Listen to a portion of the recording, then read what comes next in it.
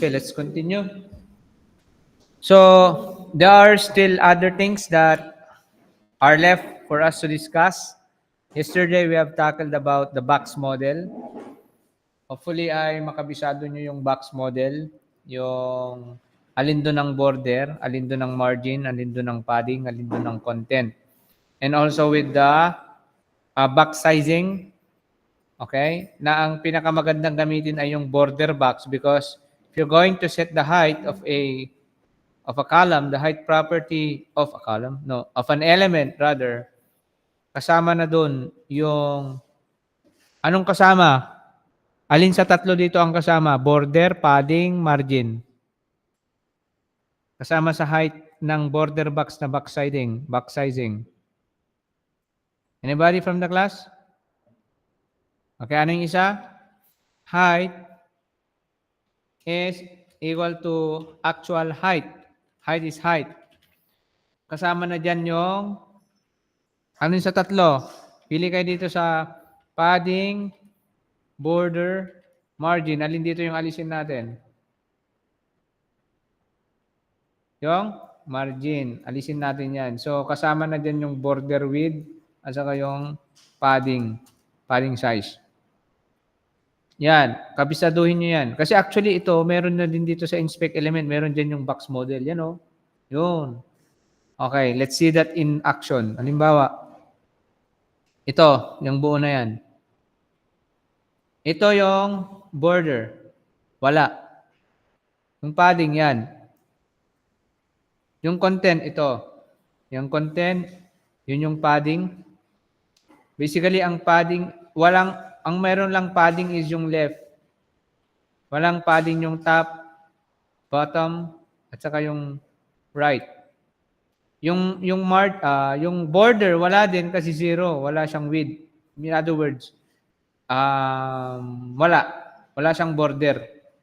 Tapos margin, that's the space between the element starting from the border to the second element or to the adjacent element. Yan naman siya, yung yellow na yun. Kaya yan yung box model ang tinatawag. Okay? And dito tayo sa positioning. Now, positioning pertains to the element itself, whereas flex box and grid pertains to the children of an element. Take note of that. When we are talking about positioning of the elements, it pertains to the element itself. Okay, pag in-apply mo siya sa div. Yung flex box naman at saka yung grid, it is applied to the content of the element. So kung in-apply mo sa div, may apply yung positioning sa kanyang mga children. Kaya yun yung flex box at saka yung grid yung nasa dulo later on. Yan, no? Yan. Pero talakayin na muna natin itong tinatawag na positioning element. Let me bring out my VS Code. Then let's deal with the project that we were working yesterday. Open folder.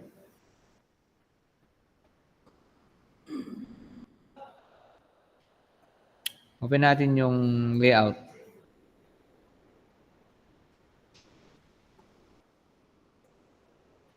Yes. Natulog na lang sana pala ako. Okay, meron tayo dito. I-position natin. I-run natin siya by clicking Go Live or right-click Open with Live Server. Yun. Hello friends, how are you?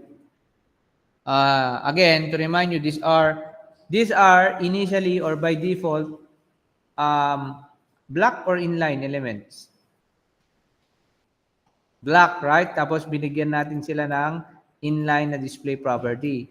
Ito naman, itong dalawang span na ito, they are by default inline. Binigyan natin sila ng block via CSS, which is this one. Ginawa natin silang block. Okay? Kaya ganyan yung itsura nila. They take up the full full width. They take up the full width even though ito lang yung content niya. Okay? Okay. Ito lang yung i-center ito. Tignan nyo yung mangyayari. Yan. Text center. Ha. Ano, paano natin i-center yung text? David? Yes? Sir, text dash align. Save. Walang nangyari. It only have effects on block element. Tingnan nyo ito ang center natin.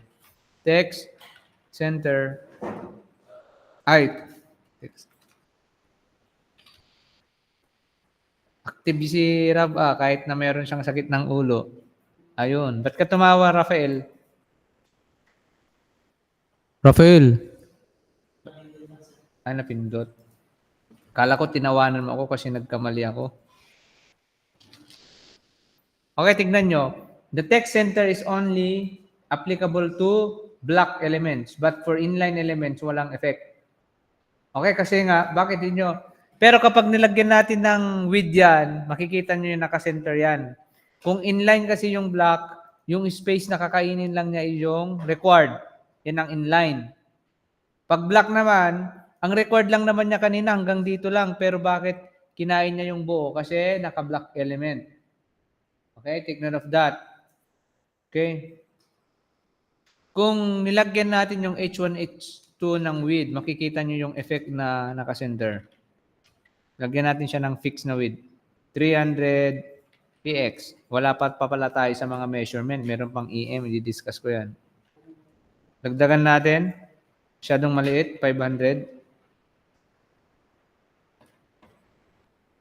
Ayaw pa rin. I think, okay. We found out even widths, guys, do not have effect on inline. Okay?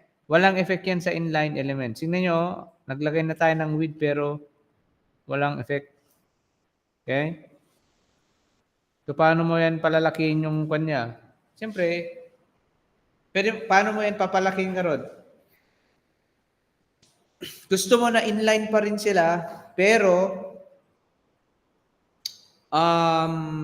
gusto mo na inline pa rin sila, ibig sabihin, ganito siya, magkatabi, pero merong space, may size.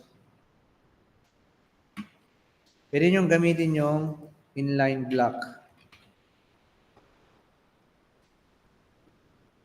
500. It's a combination of inline block. Walang unit. Bawasan natin. Yon. Yan. Dapat ginawa nyo siyang inline block.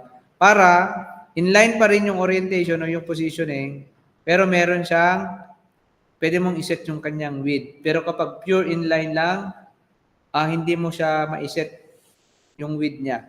Kita nyo? Take note of that, Take note nyo na lang. Paano ba kayo kasi mag-take note ng ganito? Pag inline, no effect ang text align at saka width. Pag inline block, naka-block yung mga components at you can set the width. Naka-inline yung mga elements rather, pero pwede mong iset yung width. Okay? Nagets? Nantok kayo? Ako din nantok, pero tiisin natin to para sa future. Okay? Next. Punta na tayo sa relative.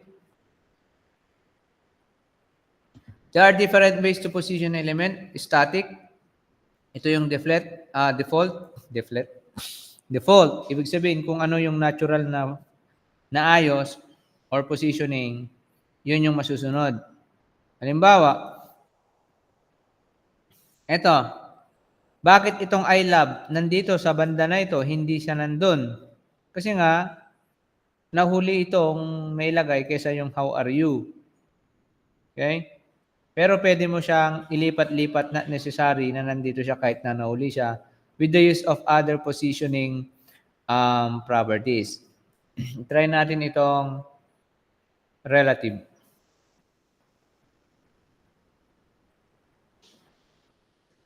Moves relative to its normal position. Halimbawa ito, ang normal na position nito ay ito, dito. I-try nating palitan. Okay. Paano natin i-target ito? Yung first na span. Paano na ulit? Span, first of type. Yan. Palitan natin yung position niya into relative. Okay, relative, the box position is calculated according to the normal flow. This is called the position in normal flow. Then the box is offset relative to its normal position. Mag-offset tayo. Okay, para maka-offset tayo, merong other property na top, bottom, left, right. Halimbawa, from top, gusto ko nagdagdag ng 5px. From top, tignan nyo yung effect niya. Panoorin nyo yung how are you dun. Control save ko. O, nakita nyo yung effect niya? First span. Alin ba yung mag-effect dyan? Ito no. Di ba nag-move? O, dagdagan ko makita nyo yung effect niya. 10px. Yung. Kita nyo? Yun. Ang normal na position niya ay ito. Kita nyo? Nakita nyo? Dito. Dito yung normal na position niya kanina, right? From that, magbilang ka ng 30px from top. Yan ang ibig sabihin niyan. Maglagay ka ng 30px from this. Yan yung magiging position niya. Okay? Pwede ring bottom. Pero sasalungatin lang niya yung kwan. Okay, yung left na lang. Left. From left, magbibilang ako ng 50px. Tignan nyo ito ang effect niya. Yung napunta na siya doon. Yan yung relative. Meaning, you're going to offset. Ano ibig sabihin ng offset? Anybody from the class? What do you mean by offset? Dictionary missing.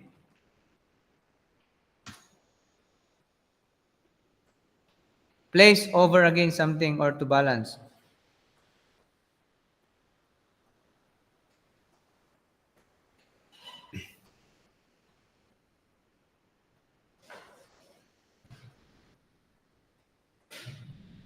Mag-adjust.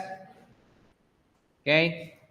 The one word that I can replace the word offset is adjust. Like offset 10 pixels, adjust 10 pixels from the top. Okay? Yan yung relative. Nakuha po? Yes? This is basically beneficial kung gusto mong ilipat yung element relative to its normal position. Kaya tinawag siyang relative. Meron din tayong tinatawag na absolute. Absolute is position relative to its nearest position ancestor. Ano ang naisip niyo pag ancestor? Ano ang ancestor? Ano sa Tagalog? Ninuno. Ano yung mga pwede nating ninuno? Mga parent. So, ibig sabihin, parehas lang sila ng relative, pero the position is relative to the ancestor. Ano bang ancestor nito? Ang ancestor niya ay anong element? Anybody from the class? O iinom ng coke float yung makakasagot? Alam niyo yung story ng coke float na ito?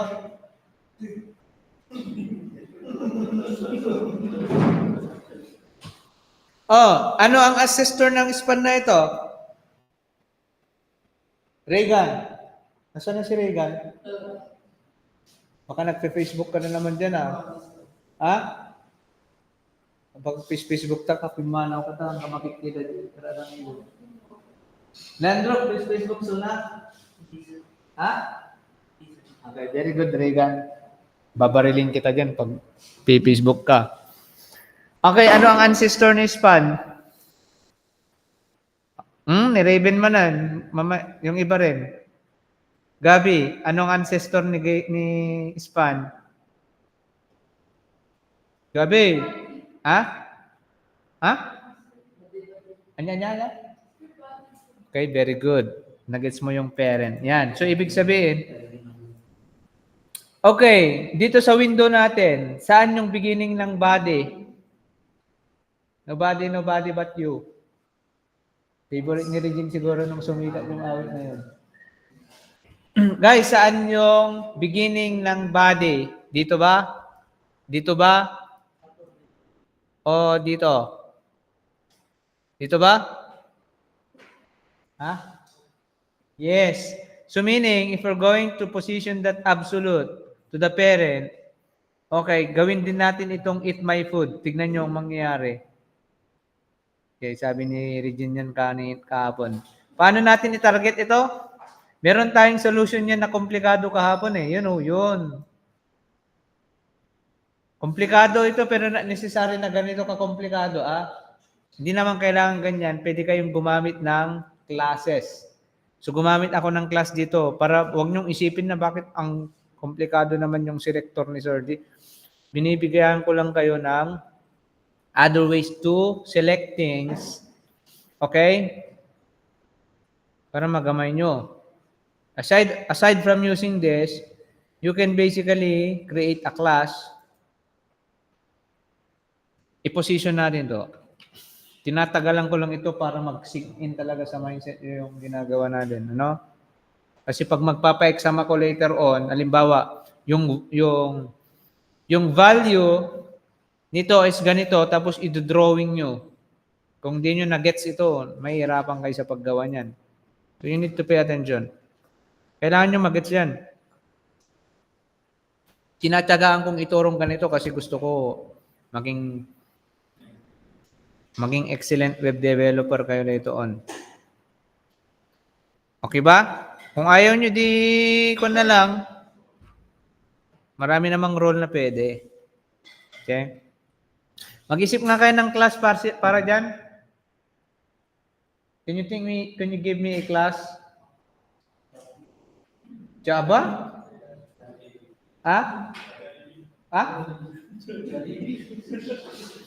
Jollibee daw na class. Ano spelling ng Jollibee? Tama ba yan? Double L? O paano natin? Isa lang ba? Isa lang daw. Jollibee. Isa ba yan? Libre mo ako ng Jollibee.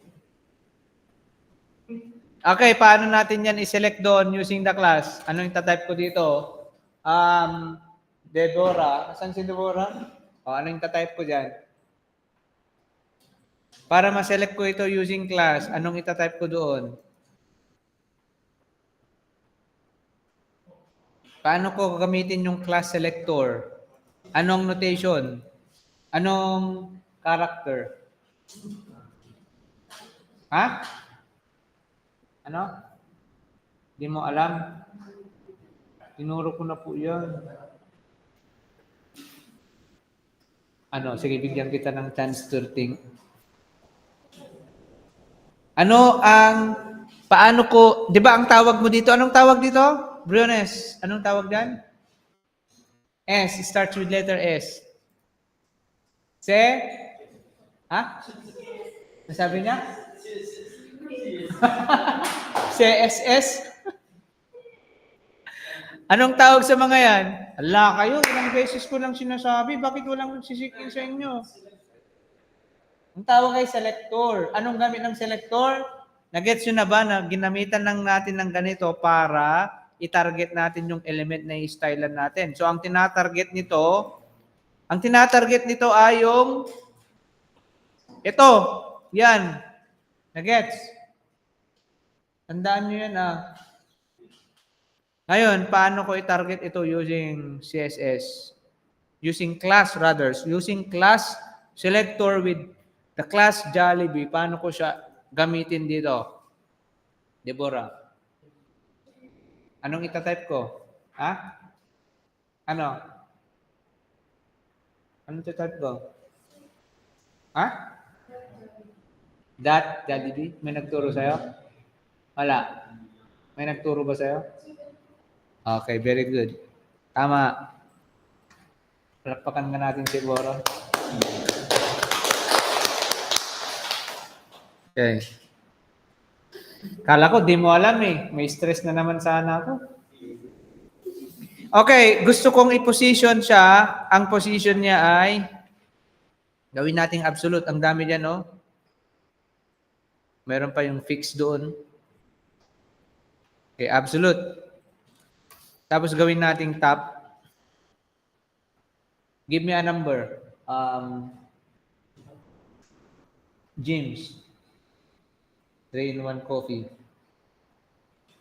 James, aware ka ba na may brand na coffee na James? Aware ka ba doon? Sige, bigyan mo muna ako ng number. Ipapakita ko yung brand mo. Ha? Bigyan mo ko ng number. Ha? 20. Tingnan niyo mangyayari. I-save ko. Yung meaning, yan o. O tignan mo, linampasan pa niya. Yan. Meaning, ito ay nakaposition 20 pixel from the ancestor beginning, which is this one. Kung lalagyan mo pa ng...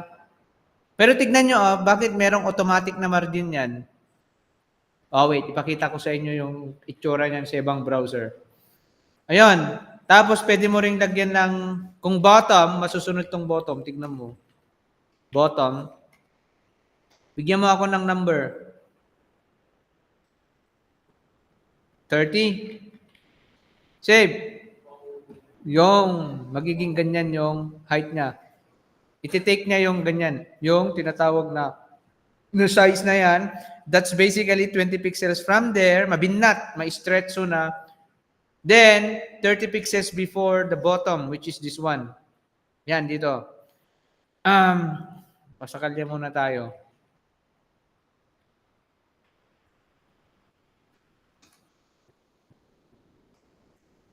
Ito, James, yung kape mo, yan. Favorite ng mga matatanda. Yeah, herbal siya. Kung malami lang akong pera, yan yung magiging kape ko. Medyo mahal kasi.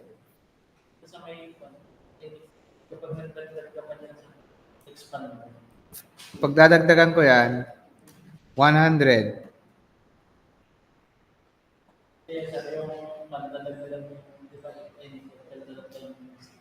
Dagdagan ko siya ng text. Wait, before I'm going to do that, 100 from the root toward this, dyan yung simula. Of course, madadagdagan yan. Pwede mo na rin iset yung width niya para hindi lang yung width. Pwede rin 300 px. Yung. Or, hindi ko to diniscuss sa ibang grupo Or, kung ayaw mo niyan, siyempre kung magdadagdag ka ng laman, madadagdagan din yung width niya. Okay?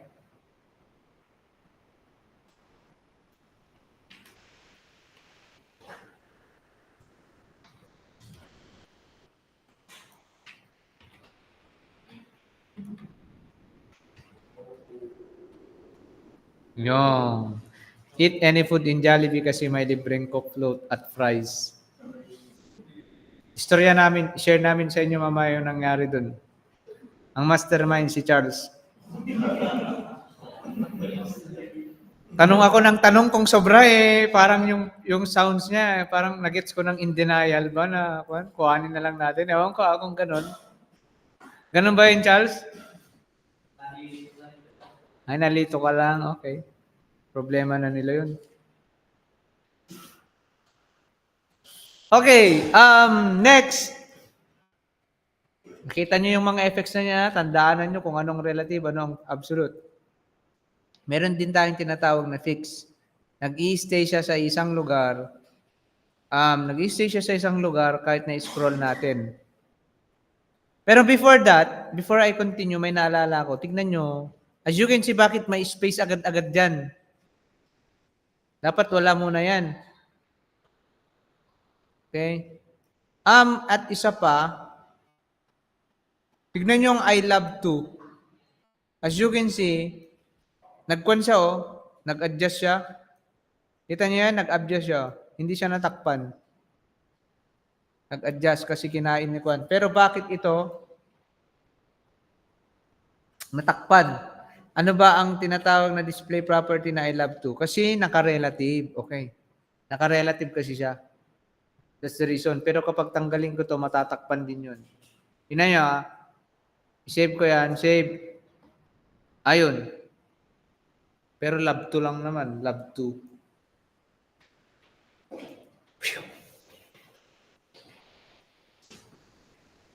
Nalilito na kayo? Buksan ko lang yung isang browser, Brave. Tapos dito ko buksan. I-compare nyo yung output niya. Yan, ito. Localhost. Compare nyo. Mas malaki yung pan nito, oh. Mas malaki yung margin agad na yon. Ay, margin ba yan? Are you sure margin? No. Yeah, margin. Mas malaki agad yung margin dun sa Edge. Mas malaki yung margin sa Edge kaysa dito sa Brave. Now, meron tayong tinatawag na CSS reset. Sabihin ko na ito sa inyo for your benefit. CSS reset is a set of CSS rules. Pag sinabi nating rules, it's a property value that override the default styles provided by web browser. Kasi I want to tell you guys na iba-iba ang way of rendering ng mga browser. Tignan nyo, kung i-compare nyo yung margin nyo, no? Di ba, alin ang mas malaki? Kay Edge o kaya kay Kwan? Kay Brave. Okay? Tapos tignan nyo pa, Mas malaki kay Edge. Now, you can use the CSS reset. Actually, it's just a piece of code na kokopyahin lang natin at ilalagay lang natin doon sa codes natin. Yan, oh. Kopyahin lang natin yan. Yan.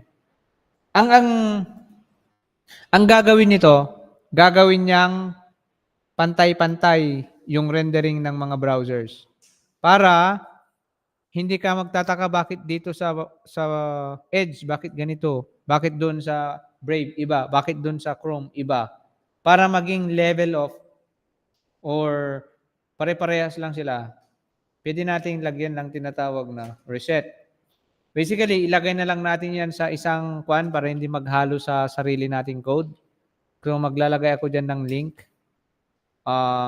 CSS reset.css. Hindi naman kailangan reset CSS ang pangalan natin.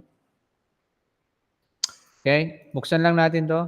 Double click, it's going to recreate it. Create file, nakita niyan? Yun. Mutot pa ako. I'm sorry.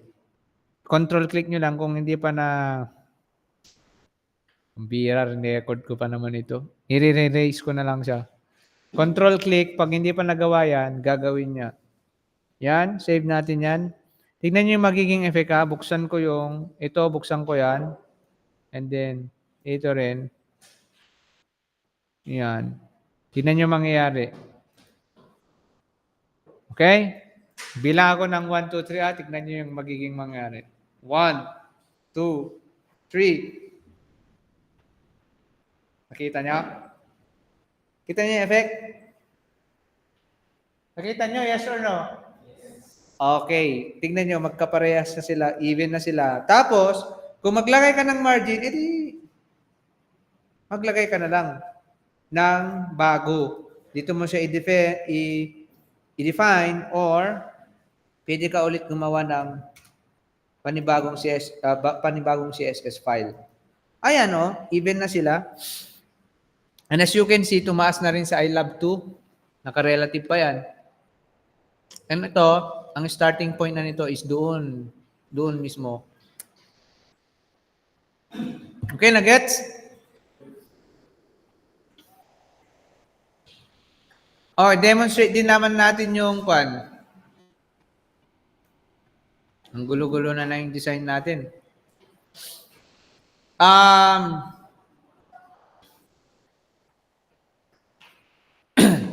Itong hello friends. Gawin natin siyang naka-fix. Yan na, fix. Okay? Tingnan nga natin, di ko kabisado yung CSS fix, display fix. Turuan ko din kayo para hindi lang ChatGPT yung pinagdedependahan nyo sa pagtingin ng definition or how to use a property. Aside from W3 SQL, pwede nyo gamitin yung tinatawag nating developer.mozilla.org. Ito. Yan. Ang tawag dito is documentation. Mas maganda rin to minsan. Hindi lang yan example. May mga example na dyan ng mga inline block, none, flex. Pag display none, anong gagawin ng display none? Leandro. Anong gagawin ng display none? Sa element. Anong gagawin ng display none sa element? Wala. Mali. May gagawin yan. Ano yon? Tapos, di ba tapos mo ng WebDev 2? Anong gagawin yan? Ha? Anong gagawin ng display none? Di mo alam? Oh, yung Jollibee palitan ko yung kanya. Palitan ko yung display niya. Hindi na ngayon absolute. Ay, hindi na absolute. Dito na lang. Display pa rin to kanina position. Yung display, anong gagawin ng display, Kwan? Adrian. Anong gagawin ng display nan? Ano? Hulaan mo na lang. Ano?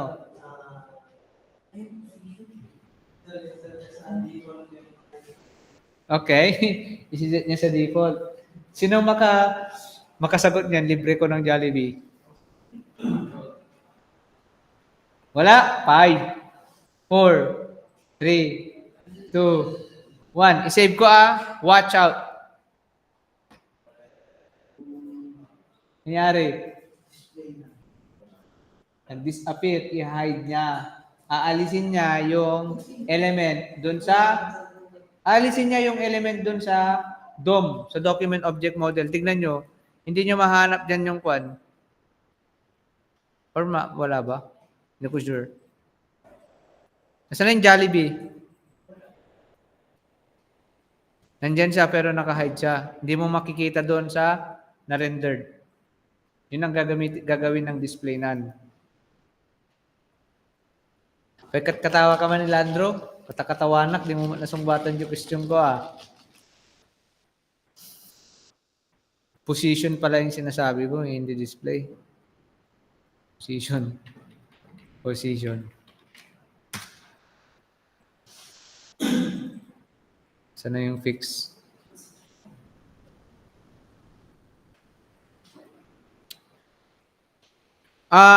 Yung position, like yung relative absolute, pwede nyong iset yung top, right, bottom, left niya. Yung fix ang gusto ko. Ito, the element is removed from the normal document flow and no space is created for the element in the page layout. Okay, take note of that. The element is positioned relative to its initial containing block, which is the viewport in the case of visual media. Its final position is determined by the values of top, right, bottom, and left. Yun ang fix. Okay, tignan nyo ito. Palakihin ko yung height ng aking body para mag-create ako ng scroll bar. Tignan nyo Alisin ko ito. Mag-take note kayo Yun, bumalik na si Jollibee. Yung body, gawin ko siyang mahaba para mag-create ng scroll bar. As you can see right now, bakit walang scroll bar? Ito may scroll bar. Pero ito wala. Walang scroll bar dito sa Vertical o horizontal? Anong tawag dito? Ano ito? Vertical ba o horizontal? Ito ay vertical. Ito naman ang horizontal. Take note of that, ah. Horizontal, vertical. Parang sa Cartesian plane lang yon. Bakit itong si Leandro nagwawaw siya? Tanong, bakit walang scroll bar ito, Leandro? Kau na nga lang. Sakto lang yung ng ng laman ng alin element? Laman ng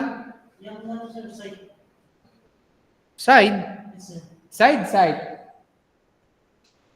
Sabihin mo na lang yung element. Oo nga, web is not a element, kuya. The element is body kasi sakto lang ang laman ng body natin. Ay, sakto lang laman. I need a more definite answer. Anybody?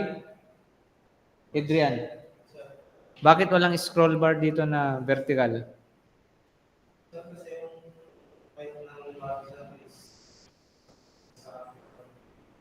Nakaset sa viewport? Any more answer? Yeah, may point ka, but I need something clearer. Kasi yung height ng body ay mas maliit sa viewport height. Meaning, sapat-sapat yung viewport height to contain the body height. Ngayon, to simulate this scroll bar, maglagay tayo dito ng height property. Gawin ko siya 2,000 pixels. Tignan nyo watch nyo itong banda na ito. Yan, watch nyo yung, yan. Nag-i-in-depth tayo dito, in-depth tong ginagawa natin. And I'm expecting guys na mas magaling kayo kaysa yung mga older generation. Kasi as far as I know, hindi nila ginawang ganito. Watch that pag magkamali ako, i-correct ko. Yung, nakita nyo? Kasi yung body, mas malaki na siya sa, anong tawag nyo dito ulit? Yung nakikita nyo yung screen? Aside from screen, it's called viewport. The thing that is visible. Okay? Ngayon, i-apply natin yung position fix doon sa H1. Yan. Pwede kong ilagay na agad-agad doon. Doon, pwede kong ilagay dyan. Pero pwede ko ulit niyang i-target dito. Okay? Para progressive yung paggawa natin. Kasi pwede ko rin namang igawa dito, which is something na actual practice dapat. Pag samasamahin mo na yung property sa isang selector. Pero pwede kong ihawalay yung property in a separate selector of an existing selected element dito sa bottom kahit multiple. Walang problema yon. I-position ko siya to relative. Okay? Ano yung last na? Fix. Yan, nakafix na siya. Tapos, gawin ko yung top to 0. Ibig sabihin at the very top. Save. Look at that.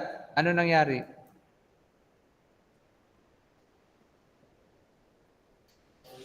Can you tell me your observation? Anong nangyari? Bakit nga yung hello friends, bakit nga yung how are you, pumunta na siya sa taas? Here is the explanation. Can you point me here the explanation of that?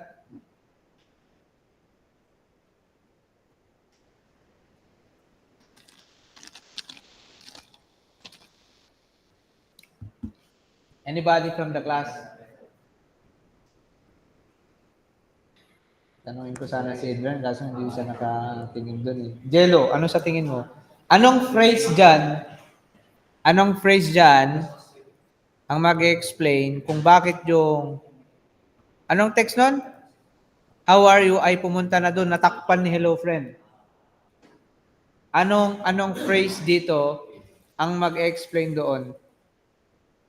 I want you to learn how to interpret Pangalan nito? Documentation. Ang tawag dito ay API documentation.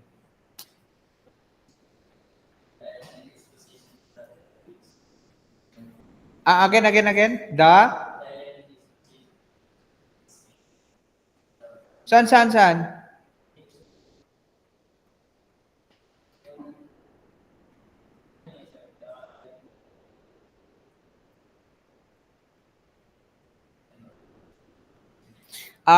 Okay, the element is positioned relative to its initial containing block.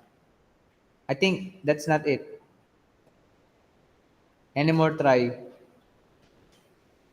Charles. Sabi ni Charles. Ano ginagawa mo, Charles?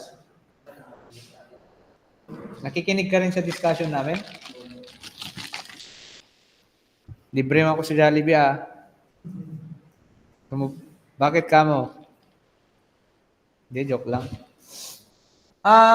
Kuya JP, ano ang phrase dito ang magde-generalize kung bakit yung how are you, pumunta siya sa likod ni hello friend, meaning dumikit na siya doon. Siya na yung pinaka-first element. Okay lang ba yung style natin ng pag-discuss? Okay lang ba? Kasi na-explain natin in more details kung anong nangyayari. Ano? Sabihin ko na, ito. Yan. Ibig sabihin, kapag fix ang ginilagay mo dun sa element, para siyang lulutang and it's going to give way to the next element. Ano bang next element niya? Yung how are you? And hindi lang yan, ito ang effect niyan. Tignan nyo, scroll ko ah. Who can guess what will happen if I'm going to scroll down? Matitira sa taas yung okay? Okay, nakuha ni ni Dars. Kasi naka-fix na siya. Okay? Nagets? Yan minsan yung mga site, pag nag-scroll ka, natitira yung header kasi naka-position siya sa taas. Okay? Sample of menu fix na website.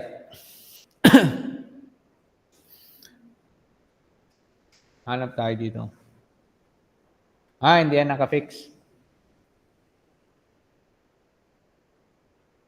Tingin tayo ng mga website.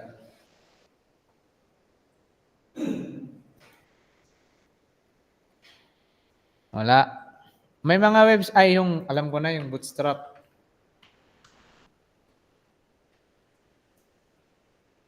Yun. That is an example of a fixed element. Tignan nyo, hindi yan lumilipat, oh. Pero, naglagay ng margin dito para hindi siya sumagad muna dun. Okay? Sa likod nito, walang laman. Initially, walang laman dyan sa... Ang pangalan nito? Header. Pero kapag ginanito mo, makikita mo medyo transparent itong nav bar na yan. Nakikita mo sa likod na nandun yun, no? Okay? Okay, ano naman yung sticky? Gawin naman natin yung sticky. Sa kwan ko na lang i-discuss yung flexbox sa lecture bukas. Magpe-flexbox tayo bukas. Hindi ganito ang pagka-discuss ko dun sa... Anong group yun? Group 2, mas detailed sa inyo. Okay? Papanood ko na lang to sa kanila. Advantage si Charles. Kaya dapat ilibre niya yan ako sa Jollibee.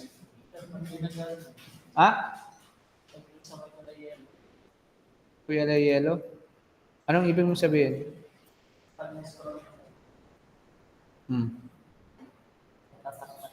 Ba't siya natatakpan? Kung ayaw nyo matakpan, pwede nating lagyan yan ng ganito. Ayaw mo natatakpan? Ayaw mo? Pwede nating lagyan ng z-index. Lagyan natin ng 1. Save. Yung. Ito rin kasi ito. Layer yan. Tapkal. Kasi, tinatakpan nito Anong reason? Bigyan niyo ako ng rason. Bakit initially, tinatakpan ni Jollibee si Hello Friend? Anybody? Ah? Just a simple word. No, hindi. Kasi ganito. Alin ba yung unang na-create? Si Hello Friend o si Eat Any Food? Ano yung una? Hello Friend. Ano yung nauli? Ang order is ganito. Mas visible yung nahuhuli. Parang tapal-tapal yan. Pero pwede mong i-override by changing the Z-index. Yung Z-index is kung pang ilang layer yan. Kung gusto mo yan yung mas mataas, ang base is 0. Yung plane. Pag gusto mong umangat, iangat mo siya para siya yung mas nakikita, dagdagan mo positive value. Nung ginanyan natin, yun, natakpan na siya. Kahit na dapat nasa likod. Hindi. Halimbawa, marami yan, no? Maraming layer yan eh. Pwede rin madami, pwedeng 2, pwedeng 3, depende sa kung ilang element. Yung pinakamataas na Z-index, yun yung mas lulutang nakikita. Okay, last na position. Nung oras na ba? 2:16. Sticky. Ito yung pinakita ko sa inyo na malala nyo yan. Alala ko na naman yung messenger. Aw, ang dami mga... Sinend ko yan sa mga kaibigan kong pastor. Sa kanila ko lang naman sinend. Next time lahat tayo, kakain tayo sa... Sino may restaurant sa inyo dyan? Ang bira, naka-record pala ito. Ano natin to, Yay? Okay lang yan? Para may pang throwback tayo nakakatawa. Para kung nasa malalaking company na kayo, walang magkakalimutan. No? Sana yun, natatawa kasi ako dun eh. Nung sticky, ito yun, naalala ko. Yun, ito.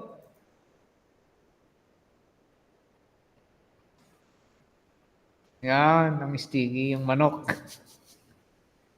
Nag-stay siya doon. Ayan, ganyan yung magiging effect pag nag-sticky kayo. Okay, gawin natin. Gawin naman natin siya ngayon. Hanggang anong oras tayo dito, guys? 1 to 2:30. Gawin natin dito sa I Love 2. Okay? Gawin natin siyang I Love 2. Kung hindi mo alam gamitin yung property, ito. The reason na kung bakit dinidiscuss ko na ito sa inyo individually, para meron kayong maalala na pwede palang gawin ganun. Pwede palang gawin sa HTML yun. Ang dami. Hindi natin maubos lahat sa kakadiscuss sa buong klase natin. So yung mga basic lang yung pag-aralan natin, kaya nang balang magdugtong sa na-introduce sa inyo. Kung hindi natin kasi ito diniscuss tapos copy-paste lang ginawa nyo sa ChatGPT, hindi kayo makapag-formulate ng sarili nyong idea. Okay? So, I want you to appreciate how yung slowness ng pag-discuss natin kasi mas lalo nyong nagigets. Positioning, gawin naman natin yung sticky. The element, tignan nyo, mas maganda yung documentation dito. Shortcut lang yun.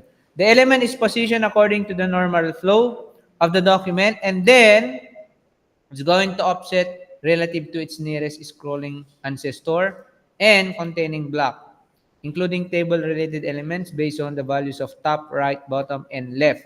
The offset does not affect the position of any other element. Okay, ganito siya.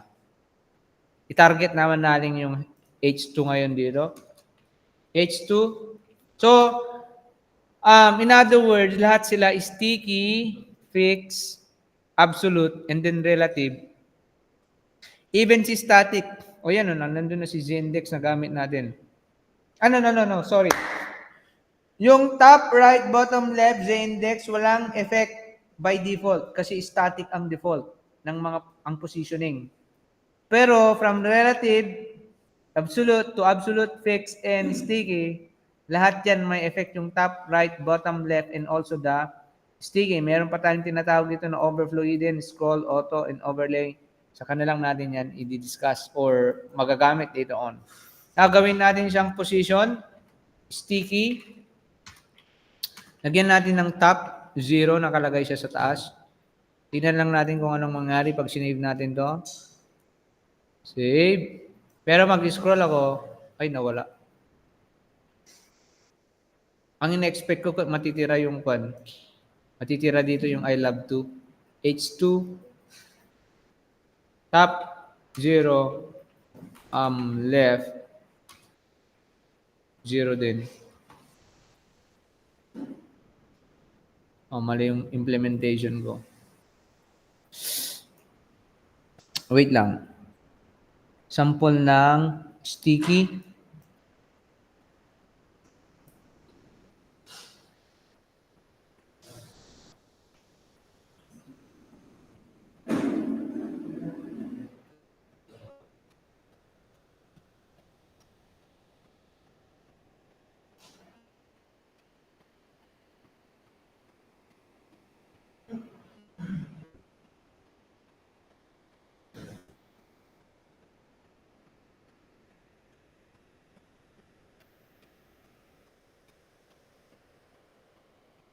Hindi maliwanag yung description niya.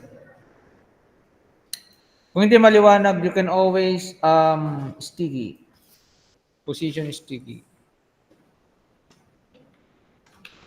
You can always look for different. The position sticky property in CS is a hybrid or relative. Fixed positioning allows an element to toggle between these two states, either relative and fixed. Initially, the element is positioned relatively, but once the specified threshold is reached, it becomes fixed and remains in that position. How to use? Yan, tama kami ng implementation. Here is simple example of position sticky. You must specify at least one of the top. Right? I think di ko magawa yan kasi naka-relative kasi. Naka-relative kasi H2.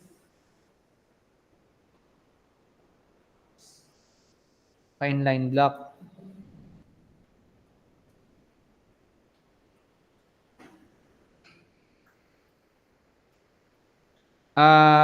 Subukan ko nga kay wait. So I love okay. Si I love to sorry, sa I love yung I love to yung inaasahan kong kwan, ito pala siya. I'm sorry. Okay. Lagyan ko nga dito ng class. Okay, nagets ko na. Bakit di gumagana kako? Kasi ang ini-expect ko na mag-stick A itong I love to. Ang sinelect ko naman pala ay yung how are you? Nakatago na yun. Siyempre, di mo makita yung effect. Maglagay ako dito ng class. Tawagin ko siyang sticky. Balikan ko ito ng dot sticky. Save. Okay, scroll ko Bakit ganun pa rin? Color. Red. Siya na nga. Siya naman. Position is sticky. Or maybe because nakaset siya dyan na doon, naka-relative kasi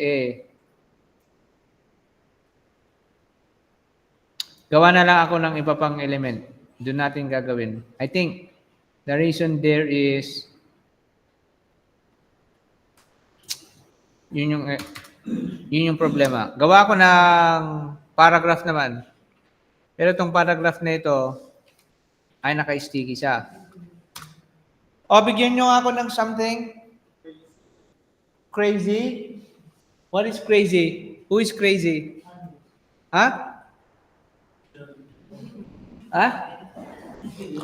Sabi mo? Ano?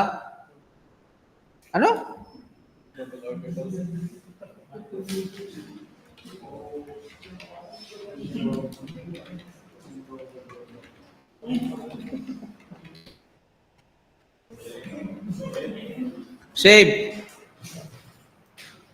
Ayun, nandun na si double order. Lagyan natin siya ng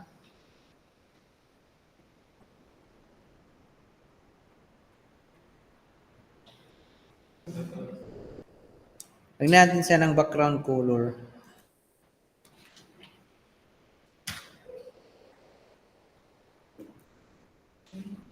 Ayun, black din. Si paragraph is black din siya. Ayun, nakita niyo na yung sticky. Alisin ko yung hello friends. Paano natin pa disappearin si hello friend? Anong gagawin natin? Paano natin itago si hello friends? Oh, may natutunan na kayo. None. Yon. Oh, tignan nyo na yung sticky. Yan yung effect nyo. Yun. Nag-i-stick siya doon, natitira. Minsan, yan din ay ginagamit for menus. Yan. Nakuha? Ha? Yung how are you kanina? Ay, yung alin? Yung fix? Fix? Hindi mo nakita yung difference. Yung fix, dun na siya. Yung fix, dun na siya. Tignan mo para makita mo. Palitan ko itong top nito. Alisin ko ito. Siyempre, nandun si hello friends. Dagdagan ko ito para makita mo. 300 pixels. Oh, yun na si hello friend. Tignan mo, mag-scroll ako para makita mo yung difference ng relative. Ay, makita mo yung difference ng fixed at saka sticky. Panoorin mo yung hello friend.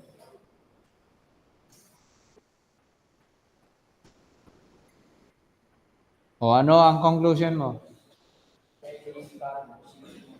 Si fix, dun na talaga siya.